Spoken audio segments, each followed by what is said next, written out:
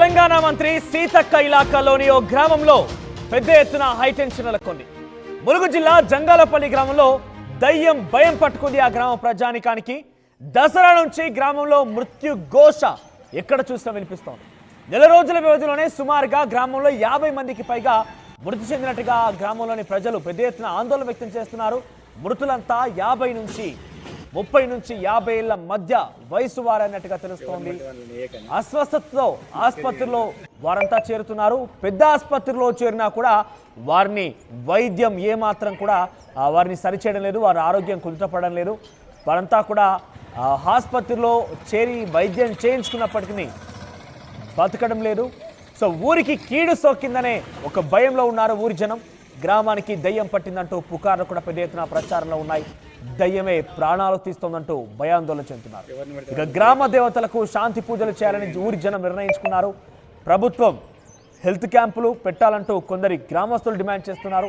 ఇక మంత్రి సీతక్క పైన కనీసం తమ వైపు రావడం లేదు, ఇన్ని వివాదాలు జరుగుతున్నా, ఇన్ని మరణాలు సంభవిస్తున్నా తమ దగ్గరికి రావడం లేదంటూ కూడా గ్రామస్తులు సీతక్క పైన ఆగ్రహం వ్యక్తం చేస్తున్నారు. సో ములుగు జిల్లా జంగాలపల్లి గ్రామంలో ఇప్పటికీ సుమారుగా 50 మంది మృతి చెంది మీరు చూడొచ్చు ఏ స్థాయిలో అక్కడ మరణాలకు సంబంధించి ఉందనేది.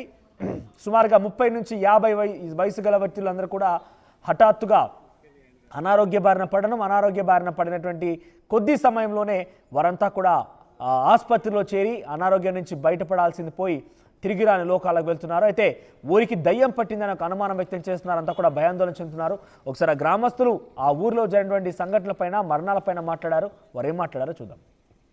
ములుగు మండల్ మాది జంగల్పల్లి గ్రామం. నాకన్నా చిన్న పిల్లగాళ్ళు, నా వయసు కంటే చిన్న పిల్లగాళ్ళు చనిపోయిన్లు. ఇప్పటికీ దసరా అవతల నుంచి ఇప్పటి వరకు 50 మంది చనిపోయిన్లు అన్న. ఈ ఊరికి ఏమైందో ఏం కదో తెలియదు. కాకపోతే బొడ్ర ఇక్కడ యాడని కొట్టాలి, అది చేయాలి, ఇది చేయాలన్నారు. ఈ గ్రామ సర్పంచ్ ఇప్పుడు 6 నెలలు 4 నెలలు అయితే లేడు. కార్యదర్శి చేతులు ఉన్నది. ఎవరు పెద్దలు పట్టించుకుంటలేరు. పెద్దలకు చెప్పిన సుత మొన్న అయ్యగారిని తీసుకొచ్చిండ్రు. ఆ బొడ్రాయి కాడ తీసుకొస్తే వాస్తు లేదు, అది లేదు, ఇది లేదు అన్నారు. ఆ బొడ్రాయి కాడ ఇంటికి బిందె నీళ్లు కుంకుమ పసుపు తీసుకొచ్చి బొడ్రాయి కాడ పోయాలి.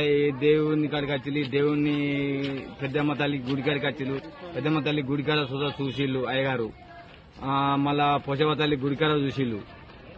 ఇంటికి బిందె నీళ్లు పోయిండ్రి, అది చేద్దామని అన్నారు. చిన్న పిల్లగాళ్ళు మాత్రం ఈ ములుగు దాటిపోతే అనుకుండా పోతే శివాలయాత్నాలు. ఈ పెద్దలు పట్టించుకుంటలేరు. ఓట్లు వేసానికి వచ్చినప్పుడైతే ఓట్లు మాకు ఇది పైసలు కావాలి, ఇది కావాలి, అది కావాలి అంటే చేస్తాం అంటాను. ఓట్లు వేసుకుంటాను, పోతాను.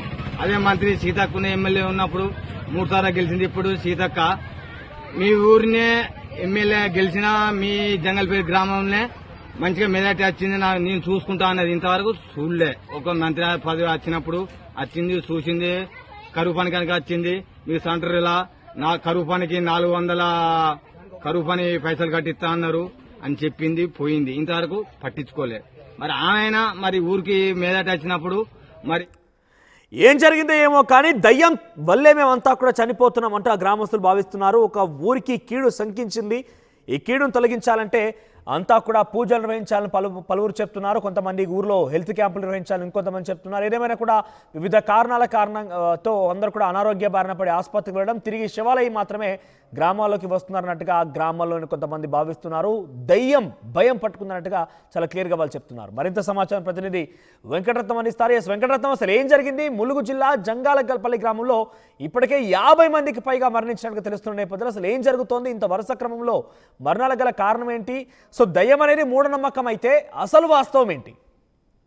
అయితే ఇప్పటికీ మనోజ్ అక్కడ గత నెల రోజుల వ్యవధిలోనే 50 మంది చనిపోయారన్నటువంటి ఆందోళన, భయము ఆ గ్రామస్తులు నెలకొంది. ములుగు జిల్లా జంగలపల్లి గ్రామంలో ఇప్పటి వరకు ఒక్క నెల రోజుల వ్యవధిలోనే ఇంతమంది ఎలా చనిపోయారన్నది, కొంతమంది ఆసుపత్రిలో పడి కూడా చిన్న జ్వరాలు వచ్చి కూడా చనిపోవడం ఏంటన్నటువంటి ఒక భయం పట్టుకుంది. ఇప్పటి వరకు ఉన్నటువంటి పరిస్థితులు ఒక్కసారి గమనించినట్టయితే గ్రామంలో కూడా గత సంవత్సరం బొడ్రాయి స్థాపన జరిగింది. ఆ బొడ్రాయి స్థాపన విషయంలో శాస్త్రోక్తంగా పూజలు జరగలేదన్నటువంటి కొన్ని ఆలోచనలు, ఆందోళన కూడా కొంతమంది కొంతమంది సిద్ధాంతులు అలాగే పూజారులు చెప్పినట్టుగా తెలుస్తుంది. దాని వల్లనే ఆ కొంటదనం వల్లనే ఇక్కడ ఇట్లాంటి మరణాలు సంభవిస్తున్నాయన్నటువంటి పలు సూచనలు కూడా చేసినట్టుగా తెలుస్తుంది. మరోవైపు ఇక్కడ కొంతమంది మాత్రం ఇక్కడ ఈ గ్రామంలో కూడా కొంత దయ్యం తిరుగుతున్నది, అటువంటి కొన్ని మాకు కలలు పడుతున్నాయి అన్నటువంటి ఒక ఆందోళన కూడా వాళ్ళు వ్యక్తం చేసినట్టుగా తెలుస్తుంది. ఇవన్నిటి దృష్ట్యా మాత్రం బొడ్రాయి స్థాపన సరిగా లేకపోవడం వలన ఇన్ని మరణాలు జరుగుతున్నాయి అన్నటువంటి ఒక ఆలోచనలు కూడా చివరికి సిద్ధాంతులు అలాగే చేశారు. గత 10 ఏళ్లలో కూడా మరణాలు సంభవించాయి, కానీ ఈ స్థాయిలో ఒకే నెలలో 50 మందికి పైగా చనిపోవడం అనేది కని విని ఎరగలేదు. గ్రామం పుట్టినప్పటి నుండి కూడా ఇప్పటి వరకు ఇట్లాంటి మరణాలు కూడా ఎప్పుడు సంభవించలేదు. కాబట్టి దీనిపై చాలా తీవ్రంగా చర్చించాలి. వైద్యాధికారులు కూడా అందుబాటులో ఉండాలి. కనీసం జ్వరాలు వస్తే చనిపోవడం ఏంటి అన్నది కూడా వీళ్ళకి అంతుపట్టని విషయము.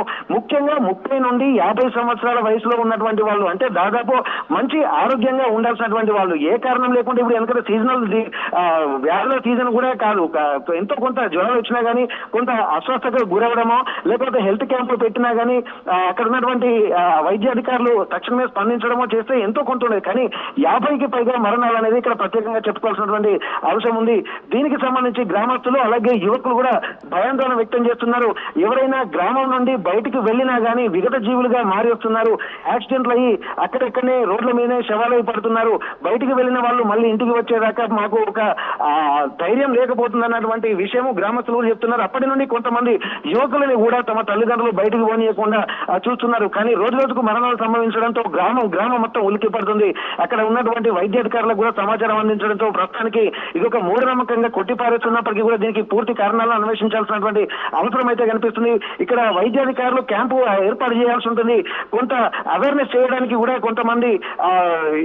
కొంతమందిని మాత్రం తీసుకొచ్చి వాళ్ళలో భయం తొలగేటువంటి ప్రయత్నం కూడా చేయాలి. కొంత సైకాలజిస్టులు కానీ అక్కడికి పంపించాల్సినటువంటి అవసరం ఉందని అంతా కూడా ఆసుపత్రికి వెళ్ళి అడ్మిట్ అవుతున్నారు. హాస్పిటల్కి వెళ్ళి అడ్మిట్ అయిన సందర్భంలో అందరికీ ఏదైనా సిమిలర్ లక్షణాలు ఉంటున్నాయా? సిమిలర్ గా ఏమైనా అనారోగ్య సమస్యలు ఎదురవుతున్నాయా?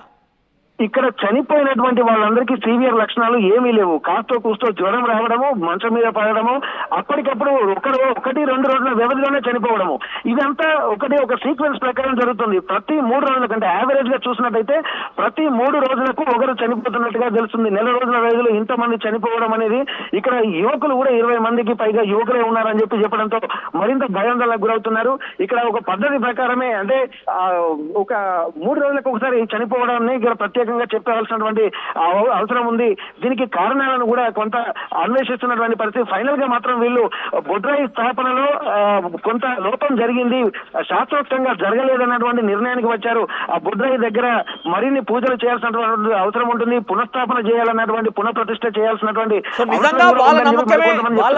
వాళ్ళ నమ్మకమే వాస్తవం నిజం అనుకుంటే కనుక దానికి పరిష్కార మార్గం ఏమైనా తెలుస్తోందా? పరిష్కార మార్గం దిశగా ఆ ఊరి పెద్దలు కానివ్వండి, ఆ ప్రజలు ఏమైనా ఎక్స్పెక్ట్ చేస్తున్నారా? ఈ పరిష్కారం మాత్రం బొడ్రాయి పునఃప్రతిష్టనే మళ్ళీ చేయాల్సినటువంటి అవసరంగా వాళ్ళు గుర్తించారు. ఎందుకంటే గత కొద్ది రోజుల క్రితం కూడా ఉమ్మడి వరంగల్ జిల్లా చుట్టుపక్కల ప్రాంతాల్లో కూడా కొన్ని గ్రామాలలో కూడా బొడ్రాయి లేకపోవడం వల్లనే యువకులు ఒక 20 మంది వరకు చనిపోయారన్నటువంటి సంఘటన కూడా గత కొద్ది రోజుల క్రితం ఆర్టీవీలో మనం కథనం వేశాం. కానీ అట్లాంటి పరిస్థితే ఇక్కడ బొడ్రాయి పునఃస్థాపన చేసినప్పటికీ కూడా మళ్ళీ శాస్త్రోక్తంగా జరగలేదన్నటువంటి విషయంలోనే ఇక్కడ మనం పునరాలోచించాల్సినటువంటి అవసరం ఉందని చెప్పి అక్కడ ఉన్నటువంటి స్థానికులు అలాగే వారికి తెలిసినటువంటి సిద్ధాంతులు కూడా చెప్పడంతో మళ్ళీ పునఃప్రతిష్ఠ దిశగా కూడా వీళ్ళు ఆలోచిస్తున్నట్టుగా తెలుస్తుంది. ఏదేమైనా కానీ కొంత వైద్యాధికారులు కూడా ఎప్పటికీ అప్రమత్తంగా ఉండాలి. ఎందుకంటే ఎక్కడ ఏం జరుగుతుందో తెలియనప్పుడు ఒక వైద్యం యొక్క క్యాంపు ఏర్పాటు చేస్తే ఎమర్జెన్సీ సర్వీసులు కూడా అందుబాటులో ప్రస్తుతానికి ఊళ్ళో ఉంచాలి. ఒక పరిష్కార మార్గం కనుగొనేంత వరకు దీన్ని మనం కొద్దిగా అవేర్నెస్ తోటి ఉండాలన్నటువంటి కొన్ని సూచనలు కూడా వాళ్ళు చేస్తున్నటువంటి పరిస్థితి. దీనికి సంబంధించి ములుగు ఎమ్మెల్యేగా అలాగే ఆ వైద్య ఆరోగ్య శాఖ మంత్రి సీతక్క కూడా ఇక్కడ రావాల్సిందిగా వాళ్ళు సూచన చేస్తున్నారు.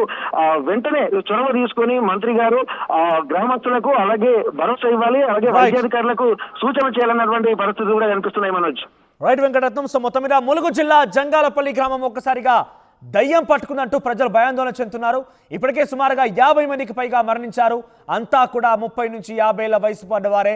పెద్దగా అనారోగ్య సమస్యలు ఏమీ లేవు. చిన్న చిన్న కారణాలతోనే ఆసుపత్రుల్లో చేరిపోవడం